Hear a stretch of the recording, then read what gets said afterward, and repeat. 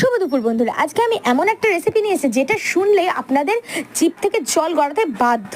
আর এই নামটা শুনলে যেন ছোটবেলার স্মৃতিতে ফিরে যাওয়া যায়। সেটা হচ্ছে আলু কাবলি। কি সেই আলু কাবলি যেটা স্কুলের বাইরে দাঁড়িয়ে আমরা খেয়ে থাকি। সেই আলু কাবলির জন্য প্রথমে আলুটাকে খুব ভালোভাবে কুচিয়ে রেখে একটা পরিষ্কার পাত্রের মধ্যে নিয়ে নেবেন। এরপর তার উপরে দেওয়ার জন্য পরিমাণ মতো পেঁয়াজ কুচি, লঙ্কা কুচি, ধনেপাতা কুচি, টমেটো কুচি এবং শসা কুচি তো মাস্ট লাগবে। অবশ্য ছোলাও আপনি দিতে পারেন, ছোলা দিলে আর একটু টেস্ট হয়, কিন্তু আমার কাছে অ্যাভেলেবেল ছিল না দেখে আমি দিইনি। আপনারা অবশ্যই দেবেন কিন্তু।